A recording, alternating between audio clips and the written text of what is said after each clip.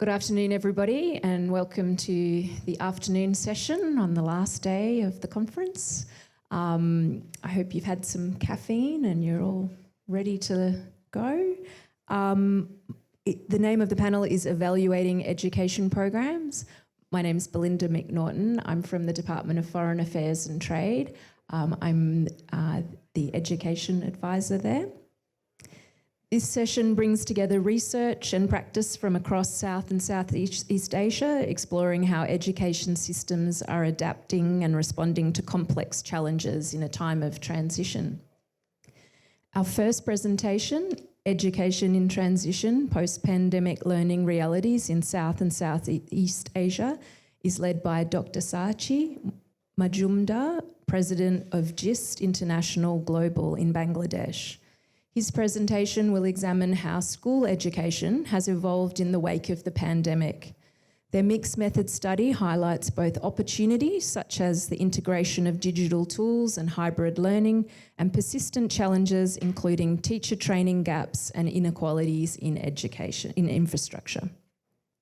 Our second presentation will be a hybrid presentation. We have it'll be on Vietnam with, the title is the title is Bridging the Digital Divide, Educational Technology and Equity Outcomes for Ethnic Minorities.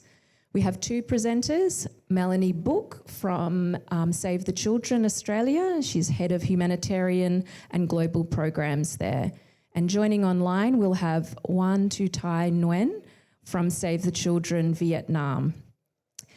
They'll share findings from a 24-month intervention using a Vietnamese language digital recording app. Their work demonstrates significant gains in literacy and digital proficiency alongside promising equity outcomes for ethnic minorities and students with disabilities. And last but not least, we'll have an online presentation from Rasita, Purba and Ingga Vistara from our INOVASI program in Indonesia. The title of their program is Evaluating an Adaptive Education Program, the Case of INOVASI. I have to say, INOVASI is one of DFAT's flagship education programs, so we're really excited to see that presentation. And this presentation will offer insights into how adaptive and aid programs in Indonesia embrace complexity and iteration using government data and collaborative approaches to remain relevant and responsive in dynamic contexts.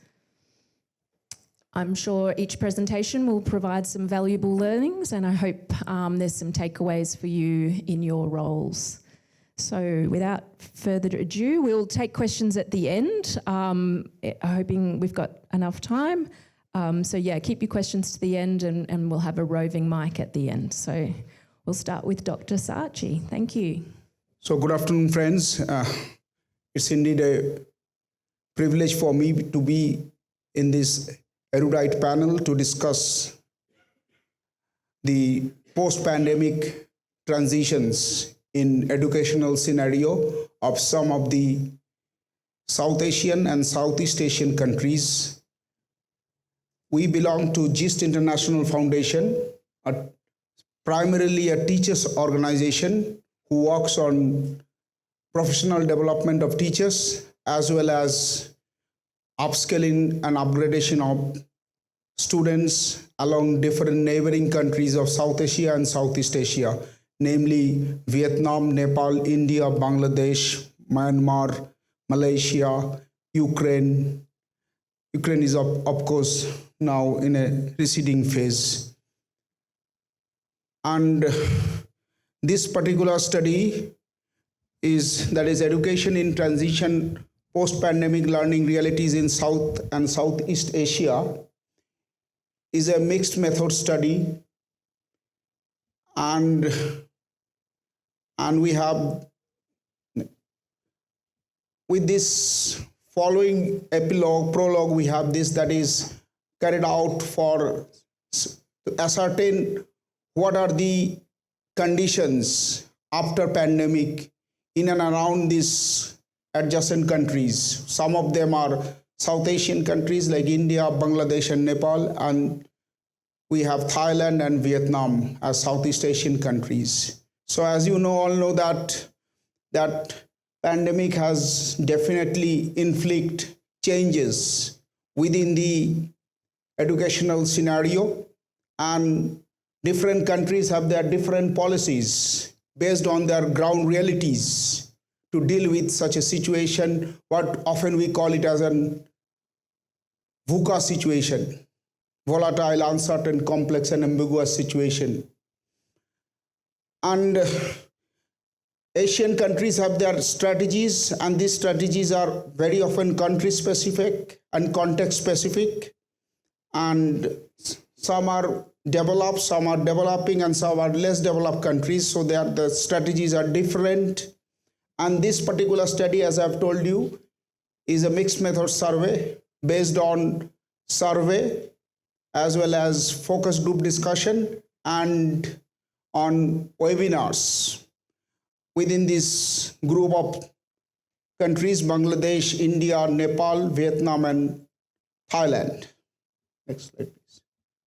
So the primary objective being to ascertain the rapid transformation in the post-pandemic education and how incorporation of digital tools, technology, enhanced modules, hybrid learning, and more precisely in the latter part, how artificial intelligence is reshaping the educational scenario in these countries. And we have these specific objectives like examining the current status, identify the common country-specific challenges, ascertain the psychosocial and socio-emotional impacts on students, and to gauge the stakeholder perception and readiness. This comprehensive multi-perspective and multi-stakeholders study will definitely can pave the way for developing policies and infrastructure for future.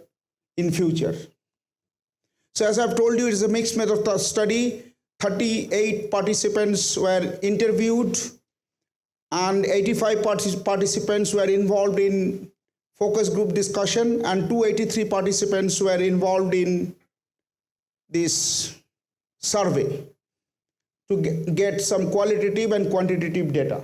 Next slide, please. And as you have seen, there are, out of these participants, it is from January 10 to October 10, 2025, we have carried out this study. We have around 235 male participants, 171 female participants, teachers being 356, and administrators, mostly principals and headmasters of different schools around these countries, 50. And as I've told you, 283 survey, 85 FGDs, and 38 interviews. So you can see a glimpse of such webinars where various countries, teachers and administrators were taking part as one of the qualitative studies. That is, we have driven data from their discussion. So this is one way. We have used Google Form to carry out the survey among the teachers of all these countries. Majority of them are our member teachers of these countries, because GIST International Foundation have these chapters in different parts of the Asia and Southeast Asia. Next slide, please. So you have seen that, as I have told you, 42% female participants and 58% male participants, and 12% administrators and 88% teachers. They are involved in this study. Next. And if we consider this age group, that is 0 to 5 years of service, 62 participants, 6 to 10 years, 94, 11 to 15 years of service, 86, 16 to 20 years of professional experience, 57. Likewise, above 30 years, 32 participants. So by this you can see that is quite a heterogeneous group with different professional experiences. And age of the participants also vary from below 30 to 60 plus. So it's a mixed group, heterogeneous group. So we try to incorporate all the sectors to make this study more relevant. So if you consider the case of Bangladesh, before pandemic, during pandemic and post pandemic, so initially before pandemic 98% were offline classes. Only in few elite schools we have very few online classes. But in case of during pandemic, after the lockdown, 70% follow online classes and mostly dependent upon television, radio-based study, etc. And even 20% were totally out of the school scenario. And after the pandemic, mostly enhancement of technological skills taken place, different blended channels, hybrid methodologies were followed. And initially, before pandemic, lack of technology skills among teachers. This is common, I believe, in everywhere almost. Teachers were not so tech savvy. Initially, they were in real problem, but gradually during the pandemic time, we have bounced back. As teachers, as administrators, we bounced back and develop certain things. But of course, there were cases of digital divides among urban, rural, and among the poor and the haves and have-nots. And after the pandemic, now majority of the teachers and the students are developing their skills in doing with this digital literacy. So teachers' ICT skills were very less prior to the pandemic. It has gradually evolved during pandemic, and now with advancement of AI, it is improving further. So that's pandemic is a blessing in terms of digital literacy of the teachers' fraternity in and around these countries. However, as you all know, teaching learning is just not cognitive. It has its social part, and there it has suffered a lot during this pandemic. This socio-emotional and psychosocial impacts among this vulnerable adolescent is very much felt, and initially we don't have much mental health support, but these crises generate the importance of mental health support.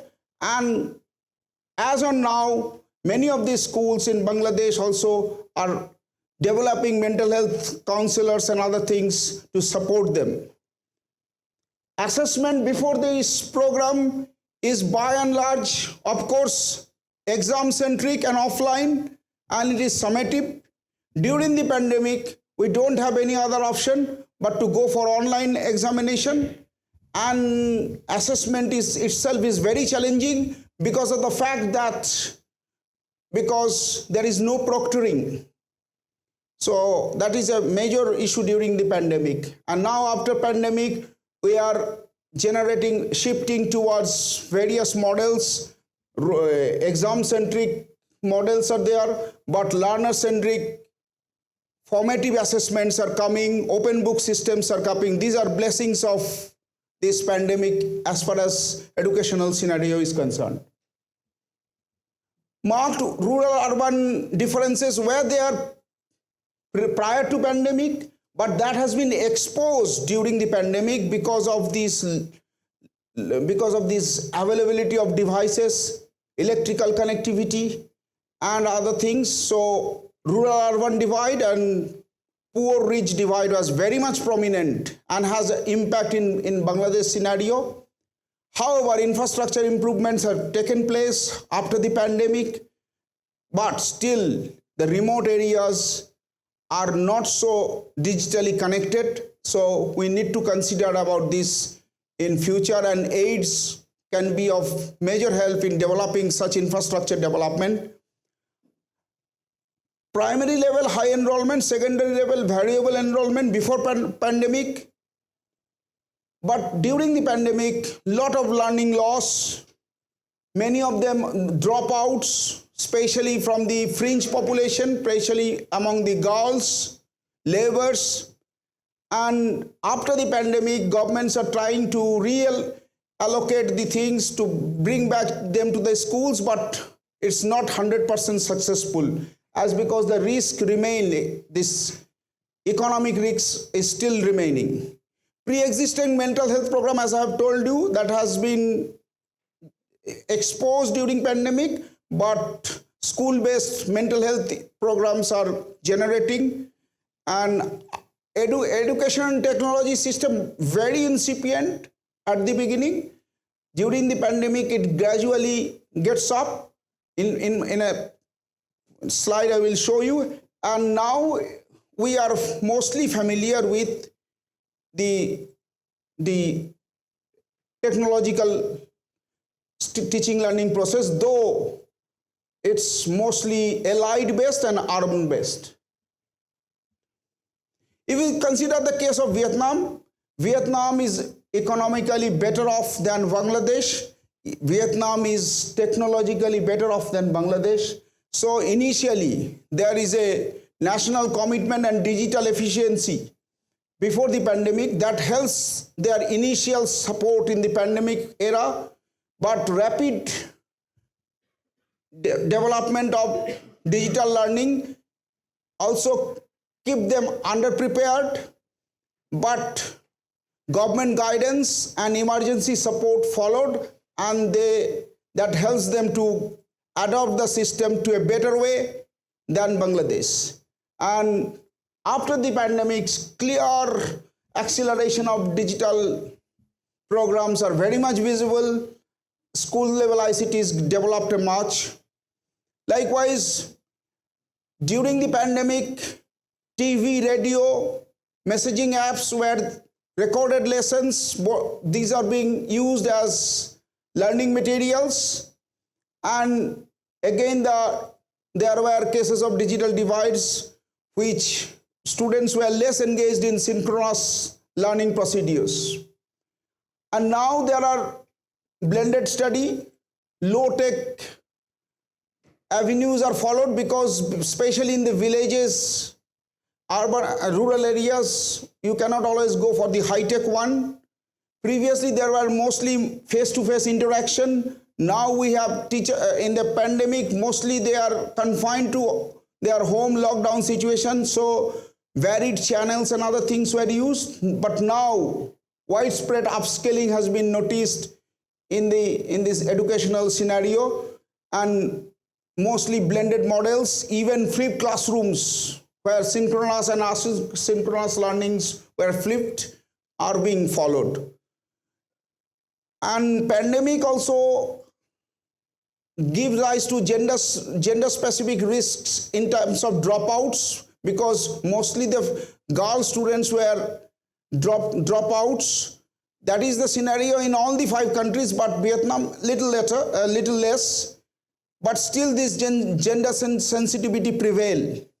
Learning gap was less because schools were operating prior to the pandemic, but learning gaps widened. That widened learning gaps have been restored to a certain extent, but not to the fullest extent, because many of the dropout didn't return back. Next. Assessment, of course, is gradually shifting from rote memorization, exam-centric, to learner-centric formative assessments. And growing national interests were very much there. Even in the primary level, digital literacy were much higher in Vietnam. STEM educations were very much there in Vietnam. That helps them to overcome the situation to a certain extent, despite of this digital divide. And now, after this pandemic, government is doing much for the upscaling of the infrastructure, so that in several such crises, the students are not suffered. Access to remote learning were very less previous to pandemic, was not needed also. This pandemic exposed us to such a situation. During this pandemic, of course, remote learning was the only way, and here also this access to digital devices and connectivity, electricity, those are certain issues that are the impediments. But after the pandemic is over, that gives us the opportunity to use various blended approach, TV, online, in school, off school, and that makes the things better off than the pre-pandemic situation. Pandemic risk also increases the vulnerable adolescents to stresses, household workload, and unequal device exposure.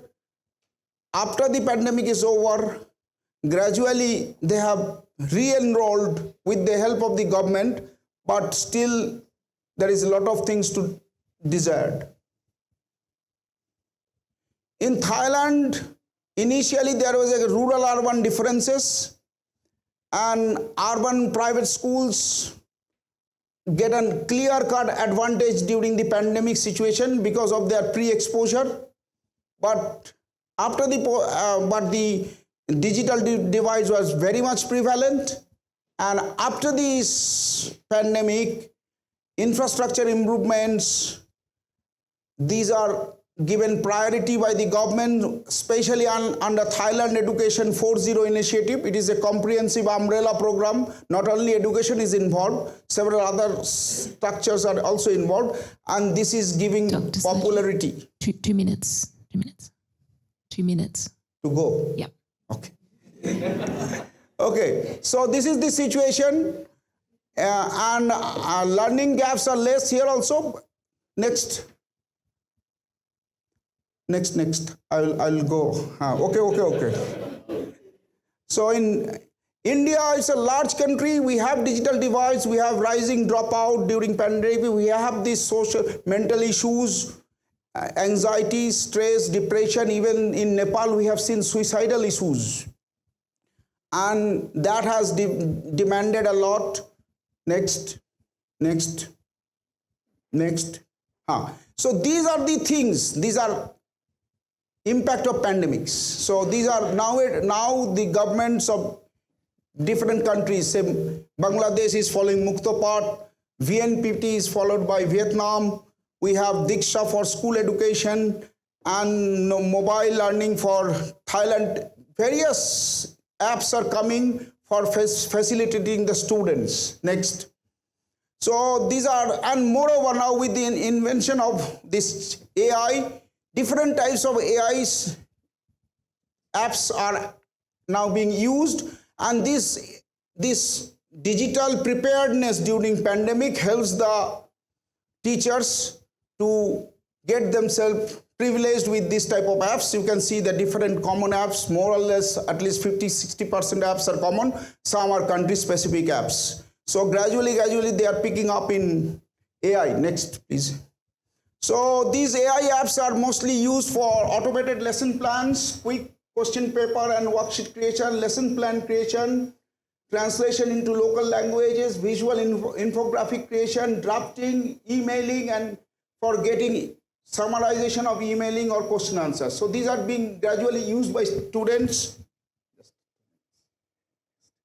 So in post-pandemic transitions, new education policies are giving help here, more technology incorporation, more use of online resources. Students and teachers skills, technology increases, digital resources are getting popular. Students are spending more time studying online resources, mental well-being are taken care of.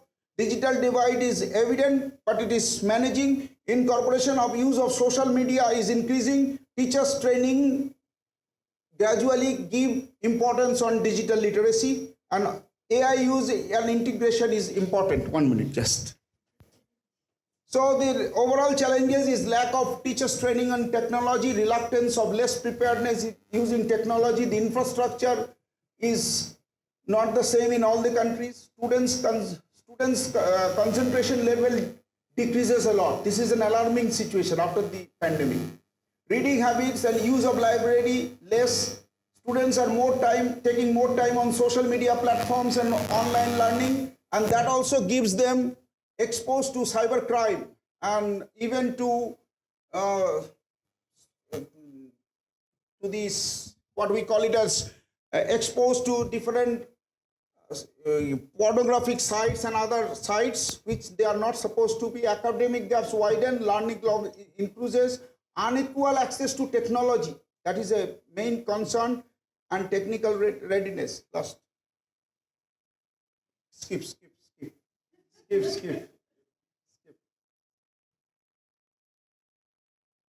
The previous one. So as I've told you that there is a clear way of differentiating the two. Stronger digital infrastructure, smaller population, centralized education governance, higher teacher digital literacy, strong public-private entrepreneurship, and faster AI process helps the Southeast Asian country, Vietnam and Thailand, to deal with the transition in a better way than the South Asian countries like India, Bangladesh, and Nepal. And they are also India having an advantage with a better off. Okay, with these few things, I conclude. This is a multi-country exposure, and we believe that this type of study in future, because we have strong representation of all these countries, our GIST International Foundation, and we'll continue this study more so with to see the impact of this emerging AI on students' learning. Thank you all. Thank you, Madam. Thanks very much, Dr. Sachi. There's definitely some challenges, positives and challenges that we need to manage in this new age of digital technologies. I'll hand over to Melanie.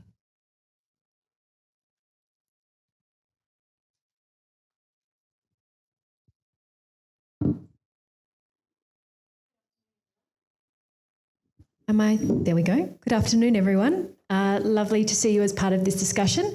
I'll just check. Juan, are you online and can you hear me okay? Yes, I can hear you well. Can you hear me? A little bit quiet, I think. We might just see if we can bring the volume up a little bit. Try again. I'm here. Can you hear me well now? That's better. Yes, lovely. Okay, thanks so much.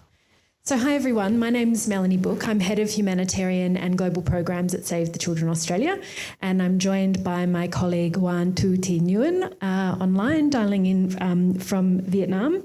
And we're really delighted to share with you an implementation study from Dien Bien province in Vietnam, which focuses on EdTech, reading comprehension and equity for ethnic minority children. So I'm just going to kick us off by giving a brief overview of the context in Vietnam, what was the issue that we were trying to address, and then I'll talk a little bit about the project itself, how we designed it and how we implemented it. And then Nguyen is really going to do the heavy lifting. She's going to take you through the study that we conducted that helped us understand the impact of the program, and we'll talk a little bit about what the study tells us and also what it doesn't tell us, as is often the case. And then we'll have the chance to reflect on a few lessons and where to from here, and then obviously, hopefully towards the end of our panel today, the chance for some discussion with you all. So why are we looking at literacy in Vietnam? So Vietnam actually performs really strongly on global learning assessment. So you can see from some of that, just a snapshot of some data on the right there, that Vietnam, all of these dots represent different countries. Vietnam is ranking very highly on math scores and reading scores, which is obviously great news and fantastic to see. But when we look behind some of this top line data, what we see is that there's significant disparity in terms of the outcomes, particularly for rural ethnic minorities, many of whom are facing large foundational literacy gaps. In the province of Dien Bien, where we were working in this particular project, 80% of pupils come from Hmong and Thai communities, and they have limited exposure to Vietnamese print materials at home. National assessment is also telling us that Hmong students are significantly behind other students in terms of reading comprehension. So 18% of grade 2 students can read with comprehension. Hmong students were scoring the lowest at just 2%. So obviously a really significant divide there faced by particularly students from ethnic minorities. In terms of a consideration of a digital solution, we know that obviously this is becoming increasingly a prominent tool being used, of course, in education and in just about every other aspect of life. But a lot of the digital initiatives were often designed with urban schools in mind first, and then perhaps, remote communities where there may be challenges with language or challenges with accessibility were being left behind. And we know that digital transformation policies are happening. We know this rollout is taking place. And this certainly creates new opportunities, but we know that that also brings a range of different risks in terms of online safety for children. So we knew that there was a challenge in terms of literacy and reading comprehension outcomes, and we felt that a digital solution here could be appropriate, but how did we make sure that it was going to address some of these issues?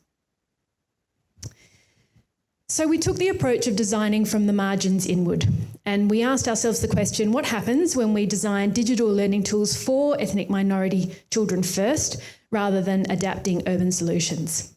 And we came up with the development of this app, which I'm going to attempt to say in Vietnamese, Vieux Doc Cum Em. Juan can tell me later how I went with my pronunciation. Yeah. Juan's always very complimentary about my pronunciation, but I'm not sure if it's just Juan being really nice. Excuse me. You can see the app is available on Google Play. You can just look out for our spectacled lion. I did refer to him as a bear, actually, a couple of days ago, somewhat controversially. He's definitely a lion, I've been told. So this learning app was built from the ground up to serve communities with Hmong language support, an offline capability, and a really strong focus on curriculum alignment. Because we were really operating with the commitment that without deliberate design, there was a risk that a digital initiative could widen the gap rather than lessen it. And the study we conducted explores whether digital-centred technology can close some of these gaps. So what did we do? We designed an app, but not just an app. So the app itself, I'll spare you my pronunciation, VDCE app, has, as part of it, over 500 curriculum-aligned lessons with audio functionality, comprehension checks, and gamified exercises. It has Hmong language audio support to help those children where Hmong is their mother tongue, and a child-friendly interface. But it's not just about the app, and we know the app is no silver bullet. The teachers, obviously, are an important part of this picture. We trained 178 teachers in using these digital tools and how to integrate them to the classroom, and also in cyber safety. We then, looking at the next level out at the school itself, engaged really closely across 7 schools with school management there, making sure that tablets were available and that basic connectivity was sustainable for the school itself. And then we extended also into the home in terms of supporting caregivers, making sure that children were able to access the app at home, and also supporting caregivers with simple messages on digital literacy and online child protection. Just a little sneak preview of the app. I mean, this just gives you a little bit of an idea of what the interface looks like. It's child-focused, it's bright, it's colourful. Dare I say, I think it's quite cute. It's a really sort of lovely experience, and we've had really positive feedback from the kids on their enjoyment. Obviously, the idea is to make this fun. So in terms of designing this for equity and thinking about starting from the furthest behind, language, obviously a key issue here. So Hmong language supported, and locally authored stories that reflect children's lives. So we felt really important that kids can actually see themselves reflected in all their diversity in the stories on the app. It's aligned to the curriculum, so it's not trying to replace classroom teaching. It's designed as a tool for teachers to use that's going to align with all of the other things that they're addressing in the curriculum. We wanted to make this inclusive, so clear fonts, high contrast visuals, simple navigation, and audio narration is designed to support diverse learners. And we knew it needed to be offline capable, so lessons are cached on the devices to be able to be accessible in low bandwidth environments. I'll pass over to Juan now, who's going to take you through the study we conducted and what we found about the impact of the program. Thanks, Mel. Good afternoon, everyone. Can you hear me well? We can, yes. Yes, thanks. So I'm Oanh, a new technical advisor connecting from Hanoi, Vietnam, and I'm so sorry for unable to connect with video due to some technical issues. Yes, I will continue with the measurement methods and the results of the assessment. So this was a 24-month pre-post implementation study in 7 public primary schools. The baseline was conducted in 2023 and endline in 2025. For the reading assessment, we assessed around 600 students, grade 2 and 3. They are different groups of students with the 10-item comprehension tests. So students scored 8 or above were classified as reading with comprehension, and students who scored below 5 were classified as immersion readers. For digital literacy and cyber safety, we surveyed around 900 students across 5 grades, 178 teachers, and 154 caregivers, using a composite indices of device tasks and knowledge behavior items. We complemented the quantitative component with qualitative key informant interviews and focus group discussions with students, caregivers, teachers, education management, and we also integrated in-app usage data into the analysis.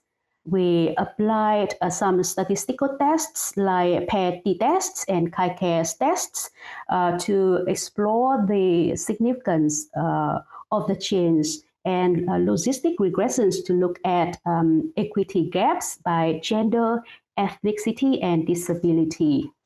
Next slide, please. So what happened with the reading with comprehension? The proportion of students reading with comprehension rose from 21% at baseline to around 64% at endline. The mean scores on the 10-item tests increased from 4.6 to 7.8 out of 10, and the share of the immersion readers dropped significantly from 49% down to around 11%. So all these changes are highly statistically significant. But I want to stress that the slide says at the bottom, with a pre-post design and no comparison groups, we treat this as a strong evidence of association, not a proof that the Vui Đọc Cùng Em intervention alone caused the gains. Next slide, please.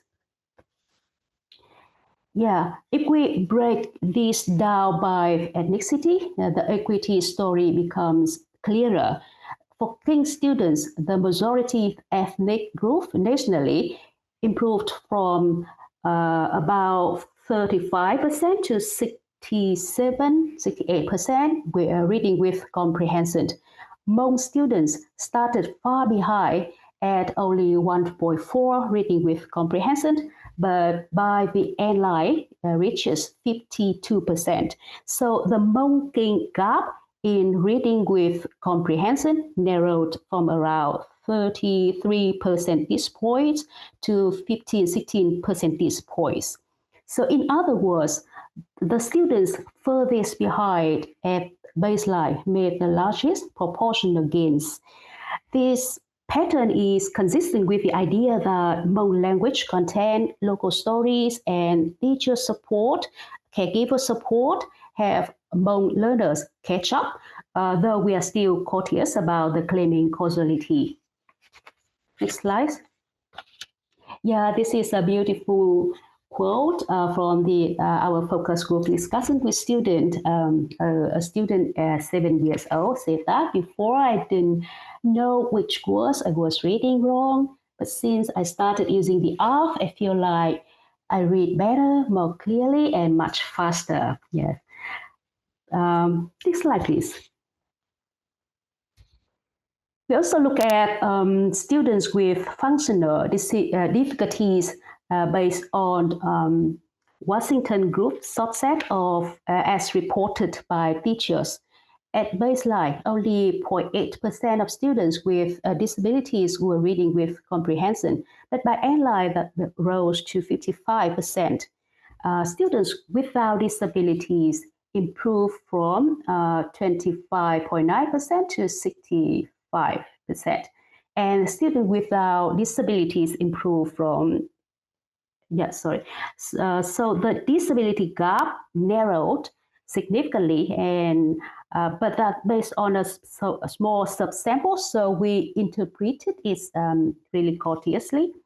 When we asked students about the accessibility, 95% of overall students said that the app met their visual and hearing needs.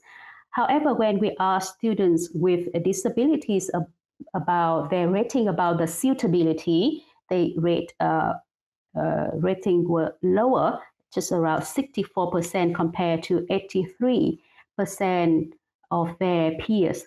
So the Vui Đọc Cùng Em app clearly has the potential to support learners with disabilities, but there is unfinished business on the universal design for learning, things like audio description, child language options, and adjustable text.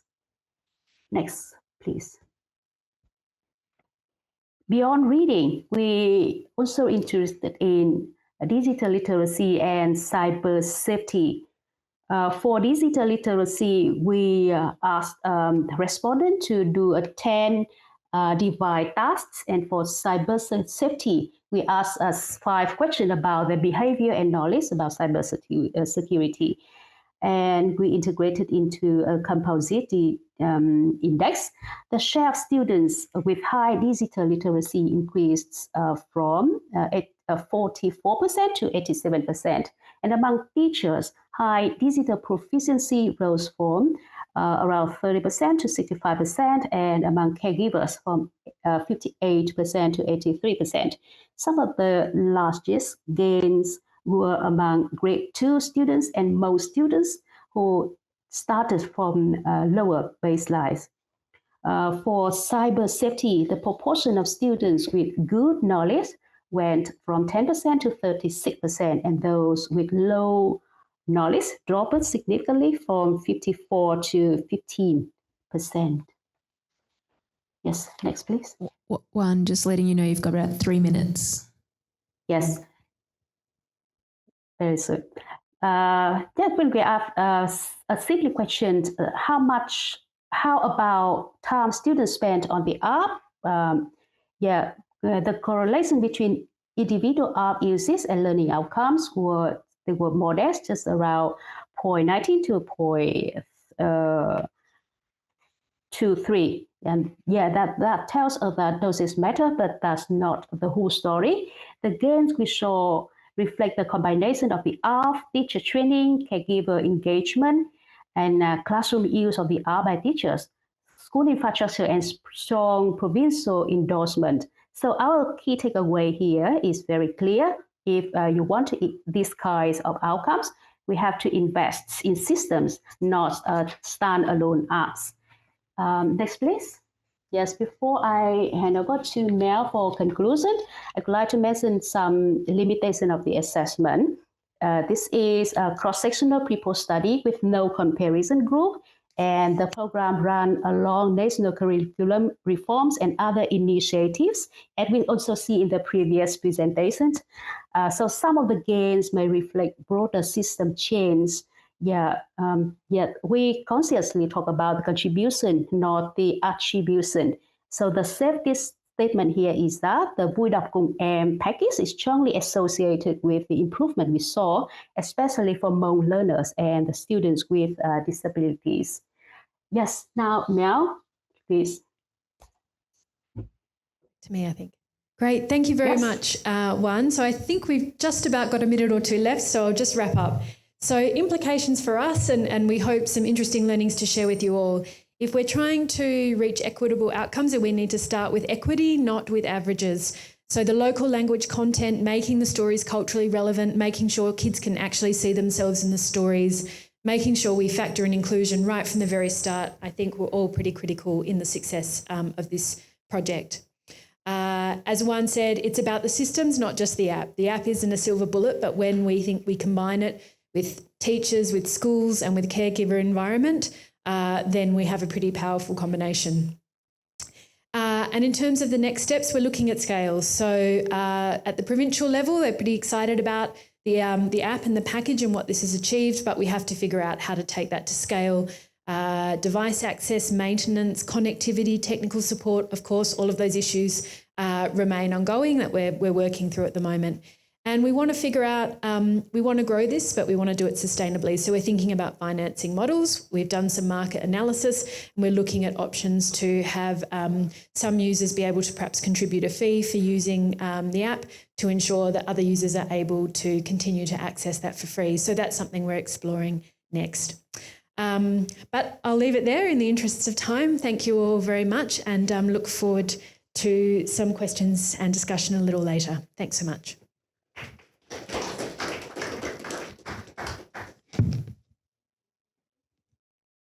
Hello. Thanks very much, Melanie and Nguyen, for joining us online. Definitely some impressive gains from the systems approach using the app. So now our last presentation, we've got two presenters joining us from Indonesia online. So I'm not sure if we can see them. Great. Over to you guys. Okay, let me share the screen first. Okay, everyone, I hope everyone can see the screen. Yep, we can see it. Okay, thank you.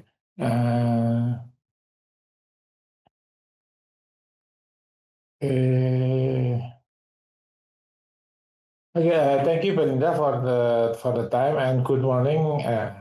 Good afternoon, everyone in Canberra, because it's still morning in Indonesia here. Let me introduce myself. My name is Ingga Vistara. I'm currently Deputy Director for Policy and Performance and Learning for INOVASI Phase 3. Before I begin, I'd like to emphasize that the lead presenter for this session is actually Rasita Purba, who is our INOVASI Manager for Monitoring, Evaluation, Research and Learning. And so as the manager, she is the technical authority on the adaptive model system that we will discuss today. So my role in this session is brief, actually. So I just first to frame what INOVASI is and what we're going to explain in this session. And at the end, I will share two implementation cases from my area of work to illustrate how INOVASI model system enable adaptive change in our program on the ground. Yes. So what this session all about is about how INOVASI use model as an adaptive management tools within a government-led education reform program. So after this, Rasita will introduce what INOVASI models approach and how model in INOVASI is not a standalone technical function, but it is an integrated system that supports daily implementation and policy decision making. And of course, the biggest part of our session is when we illustrate these practices through 4 practical cases from field implementation. So I believe I don't want to spend more time discussing introduction. I will give it to Ibu Rasita. Please, Ibu Rasita. Thank you, Mas Ingga. No, sorry. I'm still explaining. Okay, thank you. Okay, I need still to introduce who we are. Yeah, so we are INOVASI program. Like Bu Belynda already said earlier, INOVASI is flagship education program of Australia and Indonesian Partnership. And INOVASI is working under the leadership of Australia Department of Foreign Affairs and Trade, and in working with 3 government Indonesian ministries, which is Ministry of Primary and Secondary Education, of course, and Ministry of Religious Affairs, because they oversee a large portion of faith-based education institution, and the last is National Development Planning Agency. Our objective is simple, not that simple, is to identify and promote changes in educational practices, system, and policy that we aim to significantly improve student learning outcome in literacy, numeracy, and 21st century skills. We work as you can see on the map, we work on 6 provinces, and two provinces are in the more developed area in Java, which is West Java and East Java. But then we have more, our provinces is much more less developed area like Nusa Tenggara Barat, West Nusa Tenggara and East Nusa Tenggara. And we also have two provinces that are much more on the remote area, which is North Kalimantan and also Maluku.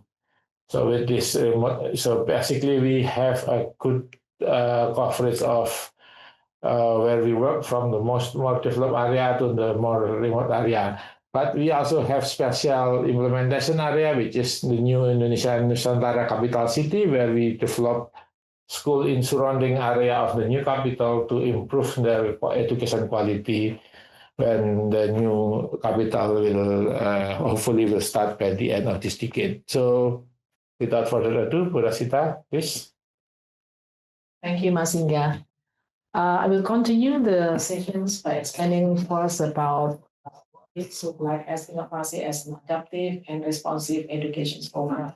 So how we work is outlined within our strategies, and the strategies are already been outlined also within our program logic or theory of change. So the way we work is by providing technical assistance. We also brokering partnership. We also do pilot, like our colleagues before presented in the second presentations, and also across the support that we provide, we will generate evidence, we will extract learning, and then share the knowledge that we have, both internally and also externally. So in short, we can say that INOVASI is not a direct service delivery project. We work to support the policy, system, and practice improvement rather than implementing our own model.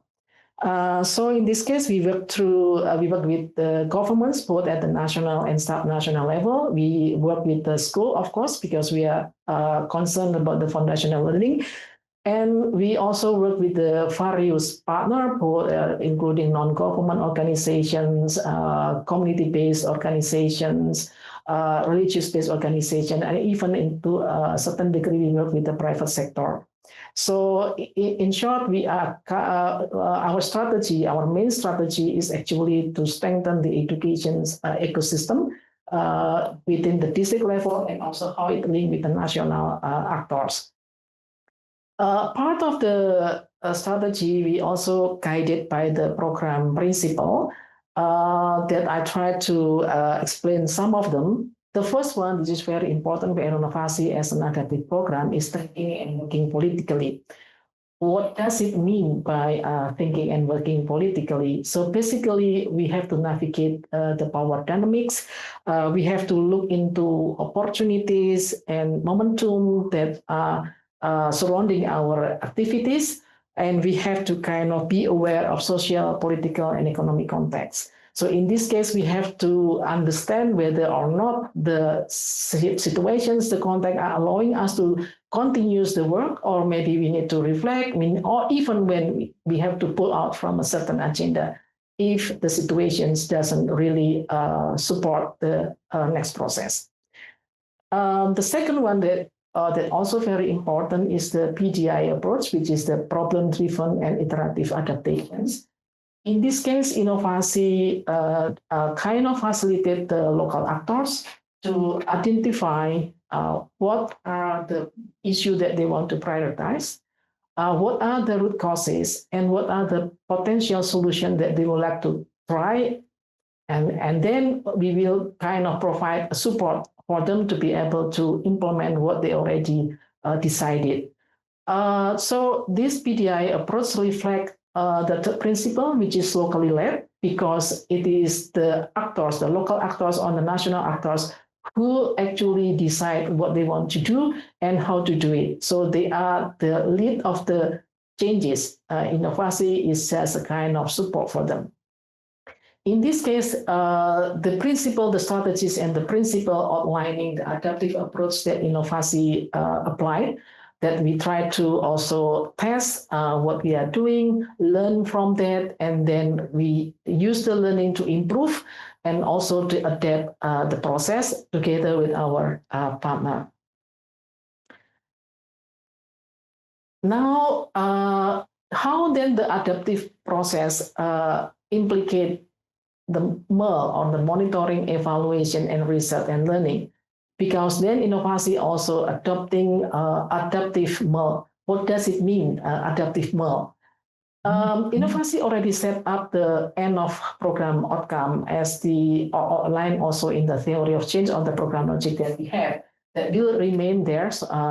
But through the guiding questions that we have through monitoring and evaluations, we might see the feasibility or the possibility to kind of look at the intermediate outcome, the priorities, and the agenda that need to be kind of adjusted according to the context that we have.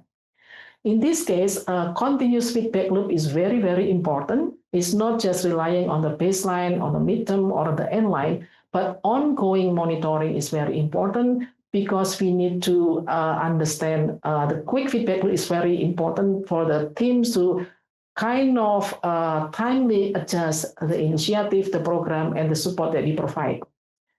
Now, the third one is that we need to be able to credibly document our contributions. We have to understand that working within the policy and system, we are not the only actors. There are many other actors too. There are many other also factors that will kind of contribute to this success of, let's say, in transforming a policy. So we need to be able to document our contributions, and also very important is the learning itself, so that the learning can be used not only by INOVASI, but also by our stakeholders. In this case, that MEL is designed on one hand to be able to support the adaptive approach that INOVASI is doing to provide support to the program team to be able to be adaptive. But on the other hand, we also have to be able to fulfill our requirements to be accountable.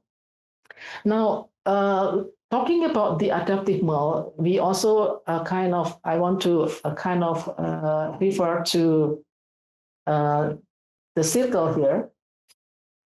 Sorry.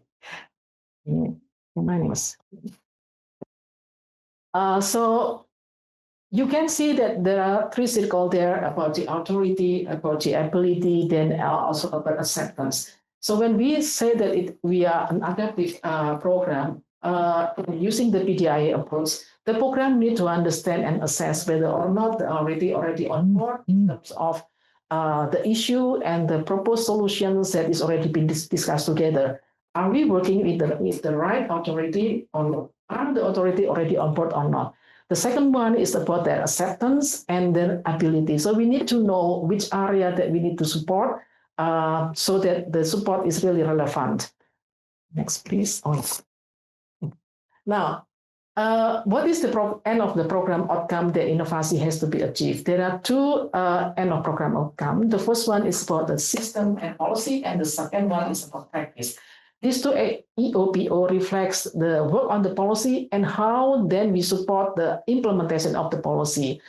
That's referring to the inclusive education practices in the second EOPO, and then the first one is about the inclusive education policy and system that we expect it will kind of contribute to the improvement of foundational skill for all primary school, including children with disabilities.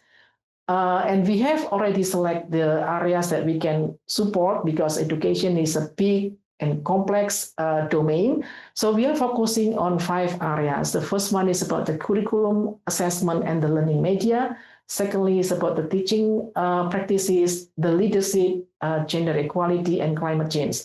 For the gender equality, we are focusing on women's leadership in education, voice engagement, and also girls' well-being. So we have to be very focused only also about the gender issue because it's a big team. The next one is about the MEL strategy. So with that kind of background, now I would like to describe about how then the MEL strategy is being designed. First is about the scope. We already, it's only 5 minutes. Okay. So the scope is to improve. It is to provide suggestions to our team to improve the program, Share is to bring the result of the MEL to our stakeholder so that they can also use the finding to improve the policy system and practice. And of course, the last one is to report as accountability to DFAT. As the time is limited, I will quickly continue with the next slide. So our MEL architecture is a kind of led by questions. So there are 4 questions. That the question is beyond about program implementations or program achievement. The first one, of course, about outcome, that's compulsory. Second one is about monitoring the context, whether or not understanding the context will lead us to understanding about whether or not we are still relevant or not. And the third question is about learning that we generate from applications of the strategy and also the principle that I have outlined before. And the last one is about program management. Are we good enough in managing our program? The next one. So if you look at this reflection and learning cycle, it's starting from the bottom at the activity level.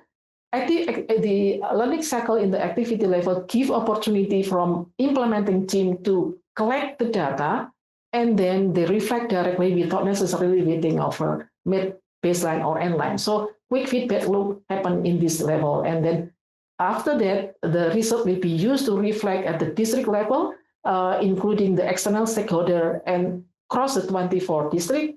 And then we synthesize the finding at the program level that across the 6 provinces. And then every year there will be a strategy testing that will be administered by DFAT, supported by an external a group of advisory team to assess the strategy within INOVASI.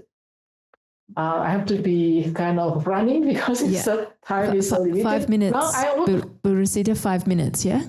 Okay, so I will quickly describe about how the cases of adaptive MEL. The first one, in the monitoring and in the evaluations of our program, usually we use our own result based inline and endline, including the result of the learning outcome, literacy, and numeracy.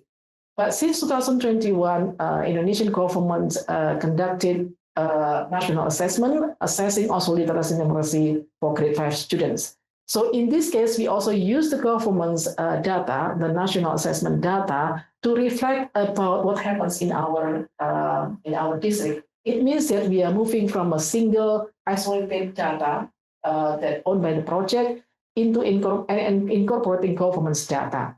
Apart from the evaluations, we also use the government's data to set up our research agenda. I take an example of positive deviance study. This graphic illustrates how we work together with the Ministry of Education to identify what school and what number of schools in each district that can be identified as positive deviant school that stand out among the others, regardless of the limitation that they have. So the use of the governance data, the national assessment data, and work together with them is a kind of expanding our level of cooperations with the governments. That buy-in is already there. So they already kind of agree with some identifications of advocacy to be done based on the positive deviance study.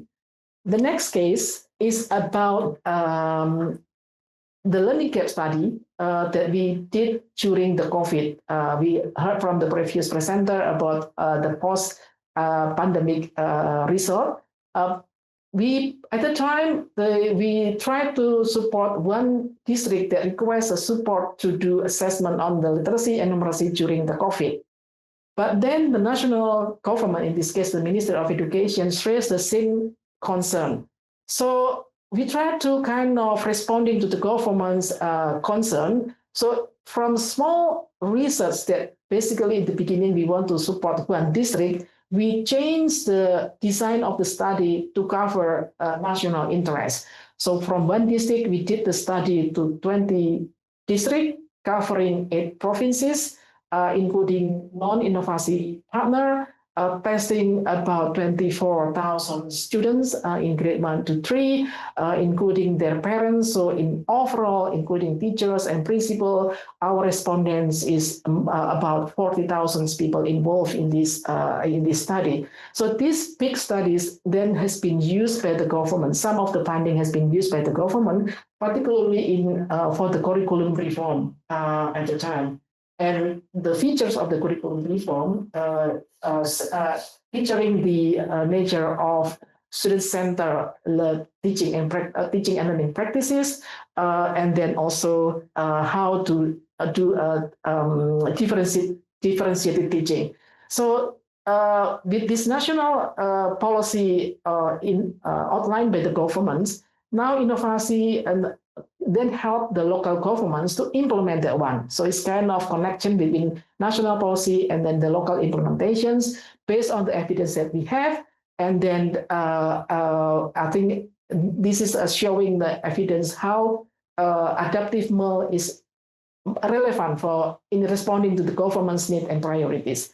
I think that's the cases from me, and then can continue with the cases that may be explained by Ingga. Okay, thank you. Thank you, Rasita. Okay, I will quickly go to the case number 3 and number 4. Case number 3 is about how adaptive MEL enable INOVASI to transforming their role in supporting a government program. So it started when the ministry launched their deep learning program to introduce deeper learning in the schools. Of course, our response simply, okay, we will implement that in our schools and we will help you doing that. But when we discuss more with them, it showed that the ministry interested to exploring more. So we facilitate learning visit to Australia, where we bring policymakers and technical teams and also practitioners to learn about how South Australia and New South Wales implement deeper learning program. And so we are starting to transition from previously we are co-implementing, we are together with the ministry to learn together. So we are becoming learning partners, especially when the ministry agreed to refine concept and introduce new direction. We keep providing expert and evidence, and then things are start to transition again with the feedback from MEL, discussing with the MEL team to how do we improve our roles.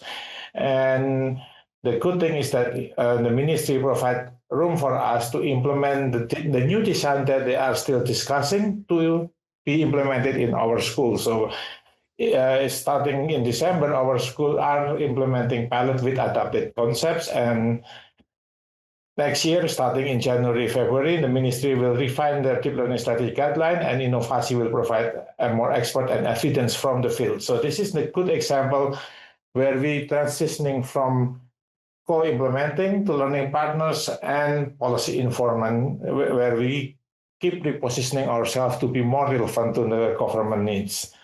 The last case is about... We've got like less than a minute.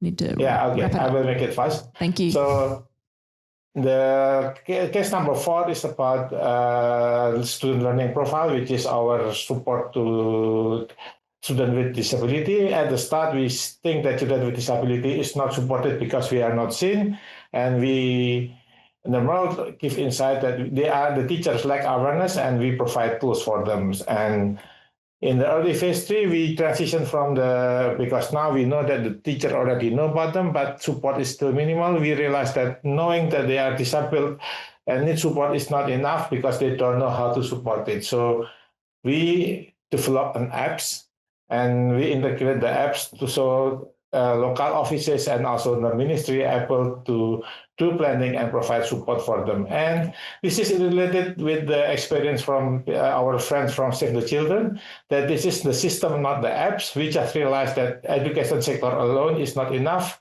So we are transitioning from pushing the application to transitioning to develop more collaborative and more system approach where actors beyond education sector can be involved, and we talk with social welfare and health and even private companies and other development partners. So the children with disability can receive a stronger support so they can learn better in our schools. Yeah, I think to close that one, what Ingga already described is resemble what the scope of the MEL. First is to improve our program. Second, to inform our stakeholders. that influence the way they work too. And then, of course, the last one, we will report this into our semester report for DFAT. I think that's, thank you very much. Back to Belynda. Thanks very much, Bu Rasita, Mas Ingga. Much appreciated. Okay, so that brings us to question time. Happy to take questions from the floor. I think we've got a roving mic over here. I'll get our panel to come and sit back down. If you could direct your question to, one of the panel members, that would be great, and introduce yourself. Got about 19 minutes. Thank you so much. My name is Agus. I'm from Indonesia. And it's very interesting to talk about inclusive education and equality outcomes regarding educations. I was just wondering, how are the students with intellectual and developmental and psychosocial disability included in your program, and what specific learning or lesson are shaping future design to ensure no one left behind in education? Thank you. Which speaker? Save the Children or INOVASI. Thank you. Okay, great. Thank you. Do you want to go first, Melanie? I can start off. Yeah, thank you very much for your question.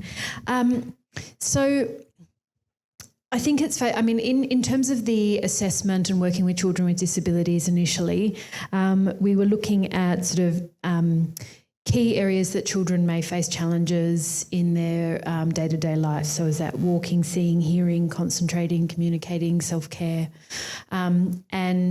As we touched on lightly in the presentation, we tried to adapt some of the features of the app to accommodate that.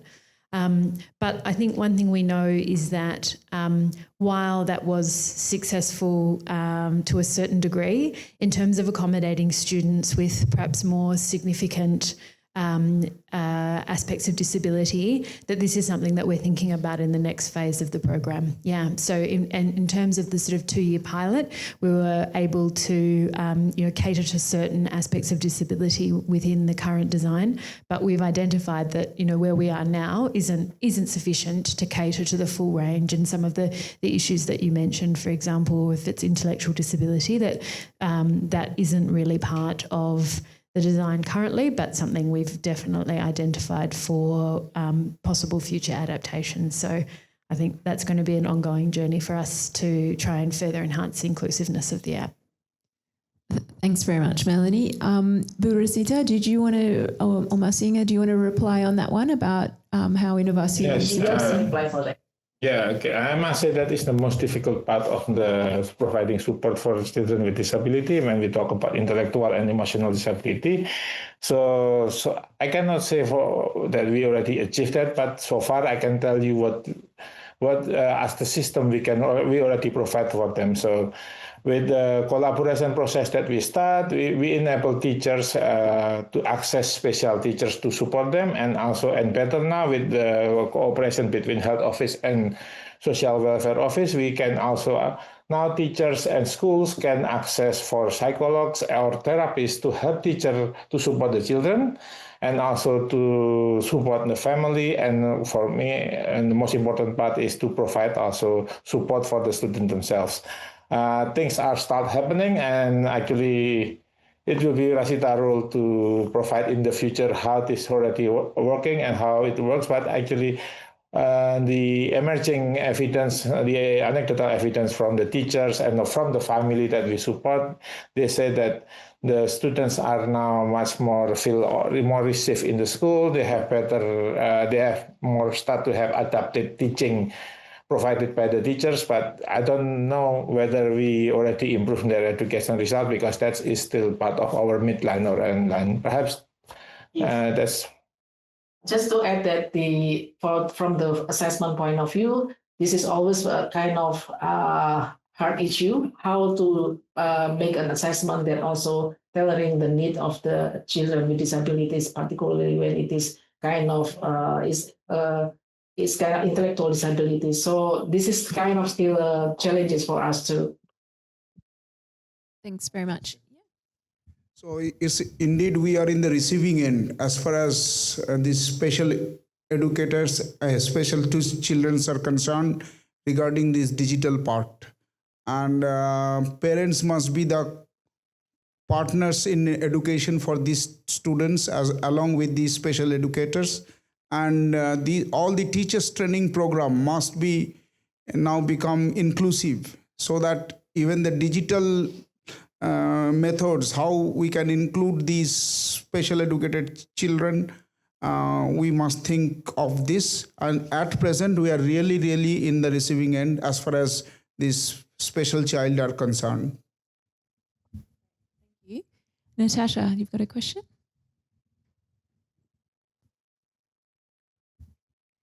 Thank you, panelists, for the very interesting discussion.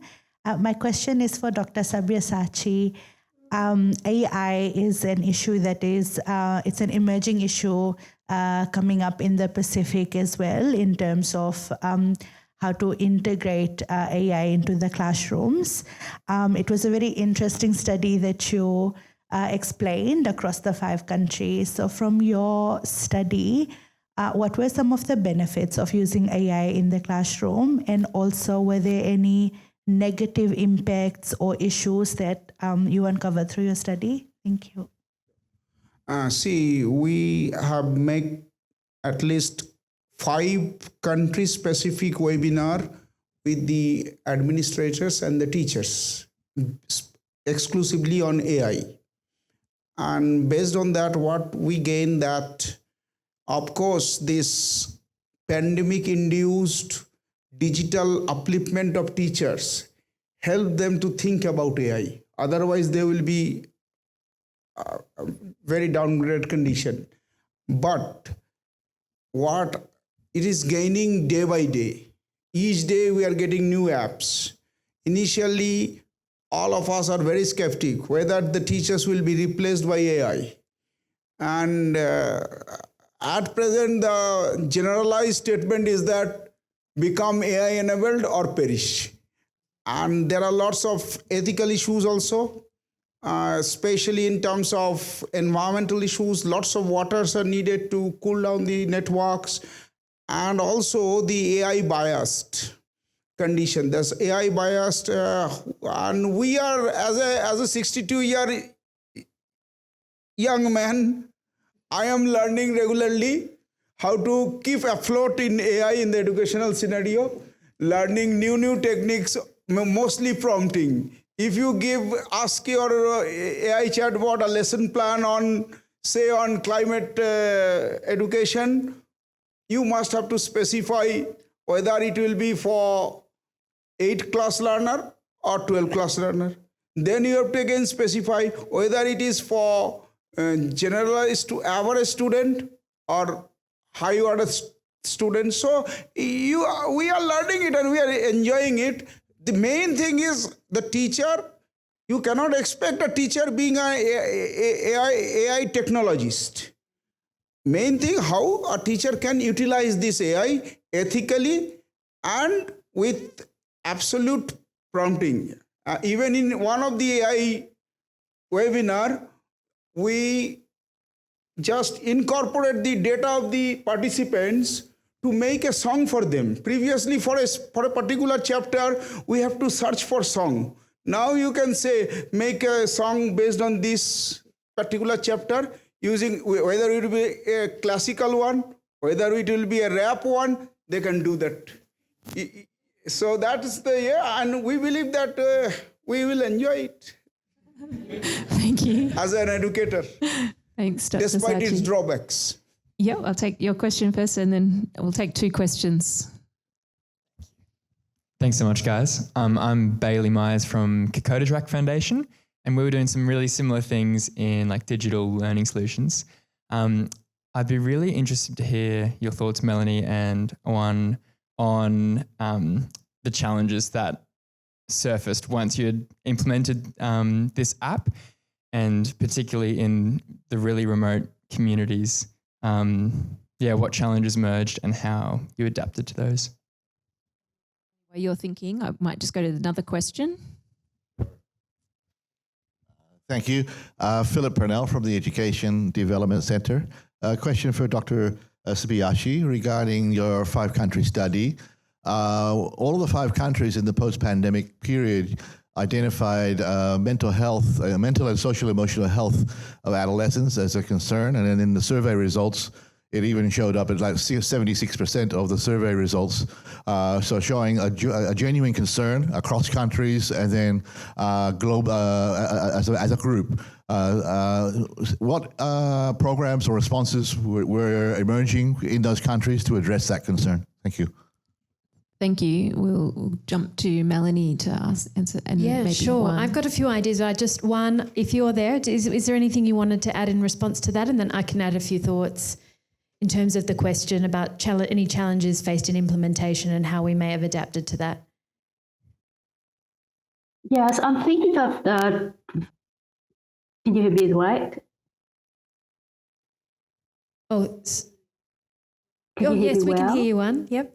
Yeah, yes. So I'm thinking of two challenges during the implementations. That is the lack of infrastructures. Because in the remote areas in the Indian province, one schools may have multiple satellite school sites, and their connection is very low. So that one of the challenges we face during the implementation.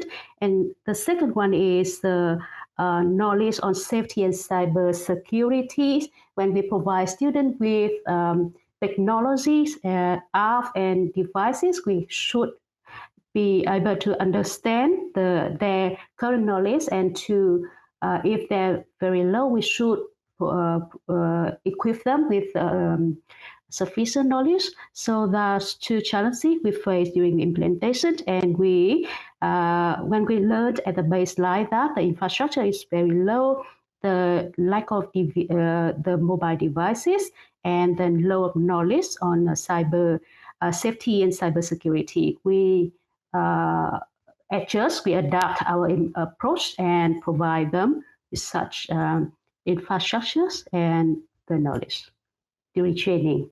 Yes, Mel, please, can you think of any challenges? Great. Yeah, thank you, Juan. I guess I could maybe add one more. So one issue that emerged was, we mentioned in the presentation that there's the app, the teachers, the school, the caregivers. So it's that kind of wraparound support. But in terms of engaging with caregivers, it became evident in the baseline that there was quite a divergence, particularly for female caregivers, in terms of their level of comfort and digital literacy as well. One mentioned the sort of online safety components, but I think generally that gender divide in terms of comfort of engaging in a digital solution. So that was an interesting thing that came out in the baseline that I think enabled us to target our support more effectively at the caregiver level and help provide some additional support to those caregivers to build their confidence so that they could in turn support their kids in accessing the app. Excellent. Thank you. Dr. Sachi, are you able to respond on the mental health, Sure. mental and social health challenges and programs? Yeah. So that's a wonderful question. The point is that it's indeed a great damage has been induced in the adolescent. As I have told during my lecture, deliberation, that is beyond the cognitive part, the social part, that cannot be met with this digital learning during this pandemic. They fail to share the tiffin with their peers. They fail to interact with their peers. They remain confined within the homes. They see many things which they should not see in the home. Parental conflicts, other things. And all this makes them stressed. Even we have seen cases of sexual abuse because of this confinement and these have long scar in their effect. And that's why it's very difficult to get immediate solution. But the point is that these particular things are emerging. And one of the major drawback in all these countries' educational scenario is that teachers are never considered as counselors or mentors, and they fail to understand the minimum signature of these mental health issues, whether a student is suffering from stress, whether a student is having some anxiety issue or ADHD. This is a real problem, but these has evolved that we are now more and more teachers training program in-house are going on to inflict such things among the empowerment of teachers as far as mental health is concerned. That mental health is a big issue that teachers have realized now, and gradually we are having in-house programs, and also by that way we are incorporating counselors in the schools. But then again, there is a question of digital divides. The elite school can appoint many specialists, whereas the rural school can go for 1 or 2 or even 3-4 schools shares one.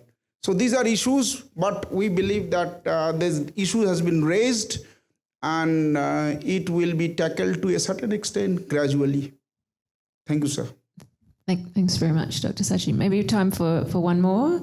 I'll take, yeah, in the back right there. Thank you. My name is Donna. I'm from the PI program managed by ABT in PNG, and we are rolling out an early grade program across 4 provinces in Papua New Guinea. We also have a MEL team that collects data to help monitor the progress of the program, but also assess improvements to learning and teaching that's happening in the 4 provinces in Papua New Guinea. This is a very interesting topic, and I'm curious to learn and understand the transfer of knowledge and skills from the projects to the respective governments, and especially